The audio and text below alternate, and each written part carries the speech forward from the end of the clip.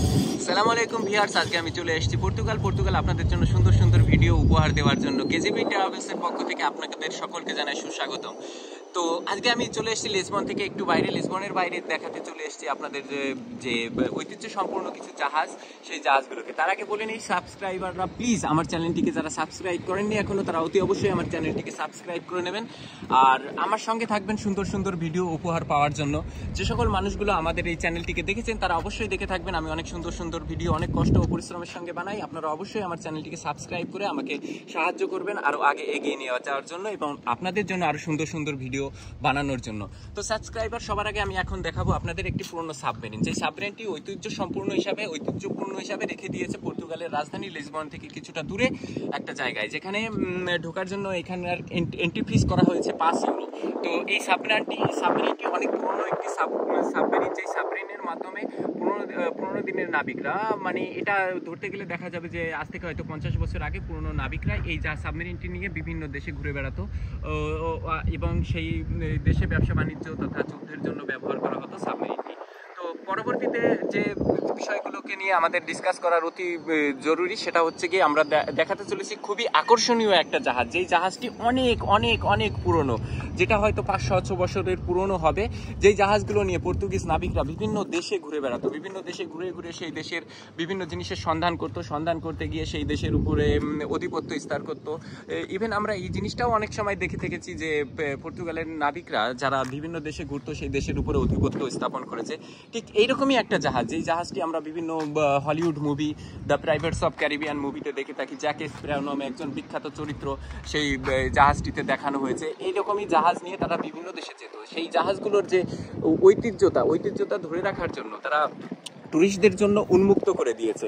তো আপনারা চাইলেই আসতে পারেন পর্তুগাল দেশটিতে আসার জন্য আপনাদের খুব বেশি কিছুর প্রয়োজন নেই।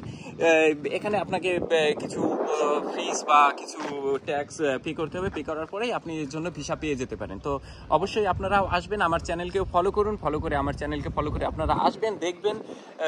এটাই আপনাদের কাছে আমার অনুরোধ থাকবে। এখন আমি জাহাজটিকে সম্পূর্ণ পুরোটা দেখাতে চাইবো, কিন্তু আমার ভিডিওটি স্কিপ না করে পুরোটি দেখার চেষ্টা করবেন। পুরোটি না দেখলে আপনারা কিছুই বুঝতে পারবেন না ভিডিওটি সম্পর্কে। তো আমি পুরো জাহাজটাকে দেখানোর জন্য আমাকে যেতে হবে জাহাজের পেছনের দিকটাতে। তো আমি গুটি গুটি পায়ে সেদিকে এগিয়ে যাচ্ছি, ততক্ষণ আপনারা সঙ্গে থাকুন।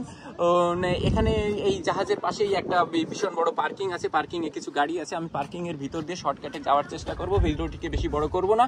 আপনারা অবশ্যই দেখবেন আমার চ্যানেলটিকে। প্লিজ ভিউয়ার্স, প্লিজ স্কিপ করে যাবেন না। তো এই যে সেই যে পুরনো জাহাজটি, এই যে জাহাজটি এখানে ঐতিহ্য সম্পূর্ণ রাখা হয়েছে, এই জাহাজের ভিতরেও আবার ছোট ছোট কিছু জাহাজ ছিল, কিছু নৌকা ছিল, যে নৌকাগুলো অনেক পুরনো। এই নৌকাগুলোর মাধ্যমে তারা হয়তো জাহাজ থেকে নেমে কাছে পিঠে কোথাও যেত। তো এই জাহাজের ভিতরেই রাখা ছিল নানান রকমের তোপ কামান, যেই তোপ কামানগুলো দর্শনার্থীদের জন্য এরা উন্মুক্ত করে বাইরে ঐতিহ্য স্বরূপ করে রেখে দিয়েছে। যেই তোপগুলো আমরা সামনে দেখতে পাচ্ছি, ঠিক এইরকমই যে জাহাজের গায়ে যে ফুটোগুলো দেখা যাচ্ছে, এই ফুটোগুলোর ভিতরে এই তোপগুলো সেট করা ছিল। তো প্রাচীন যুগের মানুষদের আমরা অনেক সময় অনেক বীর ভেবে থাকি, কারণ বর্তমান সময়ের যে যুদ্ধ পরিস্থিতি, সেখানে দেখা যায় যে পারমাণবিক যুদ্ধ হয়ে থাকে বা অন্যান্য কোনো যুদ্ধ হয়ে থাকে, সেখানে সম্পূর্ণটাই স্যাটেলাইট অথবা অন্যান্য বিষয়ের উপরে। কিন্তু সেই সময়ের মানুষ অনেক বীর ছিল, যে মানুষগুলো তারা লড়াই করতো তরোয়াল নিয়ে। তো এইরকমই জাহাজে তারা যেত, গিয়ে সেই দেশের সন্ধান করত। ঠিক এইরকমই একজন নাবিক, পর্তুগিজ নাবিক ভাস্কো দা গামা 1498 খ্রিস্টাব্দে ভারতবর্ষের কালিকট বন্দরে গিয়ে পৌঁছেছিল। সেইখান থেকে সে একটা মশলা, ভারত যেহেতু মশলা অবিভক্ত দেশ ছিল তখন, পাকিস্তান বাংলাদেশ তথা ভারত একটাই দেশ ছিল। এইরকমই কোনো একটা জাহাজ নিয়ে সে গিয়েছিল ভারতবর্ষে। তো সেখানে সে মশলার সন্ধান করেছিল, সেখানে থেকেছিল।